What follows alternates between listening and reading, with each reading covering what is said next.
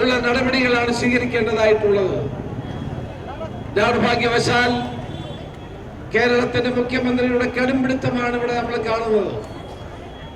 ആരോഗ്യമന്ത്രിയോട് ഞാൻ ഇവിടെ വന്ന സന്ദർഭത്തിൽ ആരോഗ്യമന്ത്രിയുമായി ഞാൻ സംസാരിച്ചിരുന്നു.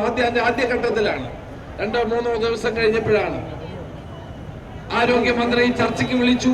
ആദ്യ ഉദ്യോഗസ്ഥന്മാരെ കൊണ്ട് ചർച്ച ചെയ്യിച്ചു. അത് കഴിഞ്ഞ് അത് പോരാ എന്ന് ഞാൻ വീണ്ടും പറഞ്ഞപ്പോൾ ആരോഗ്യമന്ത്രി തന്നെ ചർച്ച ചെയ്തു. പക്ഷെ ആരോഗ്യമന്ത്രി മാത്രം വിചാരിച്ചാൽ തീരുന്ന ഒരു കാര്യമല്ല ഇത്. അവർക്ക് ചെയ്യാവുന്ന 1-2 കുടിശ്ശികയുടെ കാര്യത്തിലൊക്കെ തീരുമാനം അവരെടുത്തു. പക്ഷേ മറ്റു കാര്യങ്ങളിൽ തീരുമാനമെടുക്കേണ്ട മുഖ്യമന്ത്രി എന്തുകൊണ്ട് സംസാരിക്കുന്നില്ല? മുഖ്യമന്ത്രിയോട് സംസാരിക്കണമെന്ന് പ്രതിപക്ഷ നേതാവ് ഫോണിൽ ആവശ്യപ്പെട്ടു. എന്നിട്ടും അദ്ദേഹം തയ്യാറാകുന്നില്ല. ആശമാരോട് കേരളത്തിന്റെ മുഖ്യമന്ത്രിയുടെ അവഗണന അവസാനിപ്പിച്ചില്ലെങ്കിൽ ഈ സമരം അതിരൂക്ഷമായി തന്നെ മുന്നോട്ട് പോകുമെന്നാണ് ഞാൻ ആഗ്രഹിക്കുന്നത്. നിങ്ങൾക്ക് പിന്തുണ കേരളത്തിലെ മുഴുവൻ ജനങ്ങളും നിങ്ങൾക്ക് പിന്തുണ നൽകുന്നു.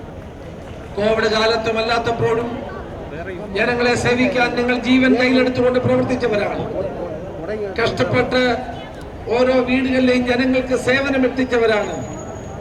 നിങ്ങൾ അനുഭവിക്കുന്ന പ്രയാസങ്ങളും ദുരിതങ്ങളും കണ്ട് അതിന് പരിഹാരം കാണാൻ ഒരു ചർച്ചയ്ക്ക് വിളിക്കാനുള്ള സാമാന്യ മര്യാദ മുഖ്യമന്ത്രി കാണിക്കുന്നില്ല എന്നുള്ളതാണ് ഏറ്റവും പ്രധാനപ്പെട്ട കാര്യം. അതുകൊണ്ട് ഈ സമരത്തെ അവഗണിച്ചാൽ അത് ഇല്ലാതാക്കാമെന്നുള്ള തെറ്റിദ്ധാരണ വേണ്ട. ഈ സമരത്തോടൊപ്പം ഞങ്ങൾ എല്ലാവരും നിങ്ങളോടൊപ്പം ഉണ്ട്. ഇന്നും സഭയിൽ ഞാൻ ഈ കാര്യം ഉന്നയിക്കാം, എന്റെ പ്രസംഗത്തിൽ ഞാൻ ഈ കാര്യം നിങ്ങളുടെ കാര്യം ഉന്നയിക്കുമെന്ന് കൂടി അറിയിച്ചുകൊണ്ട് എല്ലാ അഭിവാദ്യങ്ങളും നേർന്നുകൊണ്ട് എന്റെ വാക്കുകൾ നിർത്തുന്നു. പുതിയ വാർത്തകളും വിശേഷങ്ങളും ഇനി വിരൽ തുമ്പിൽ. എല്ലാ ഡിജിറ്റൽ പ്ലാറ്റ്ഫോമുകളിലും ഇപ്പോൾ സീ മലയാളം ന്യൂസ് ലഭ്യം.